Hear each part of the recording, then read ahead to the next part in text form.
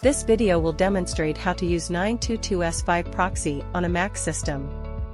First, we open the 922S5 client and go to the port proxy page. Select the country, region, city, or other information for the IP you want to extract, then click the search button. After the proxy list refreshes successfully, select an IP, right-click it, and forward it to an available port. Next, click on the port forward list below, find the IP you just extracted, and click the copy button on the right. Then, open the system settings on your computer, click on Network, and then find the Advanced option at the bottom right and click to open it. Find the Proxy option above and click on it. Locate the SOX5 option, select it, and paste the IP and port information you copied from 922S5 into the respective fields.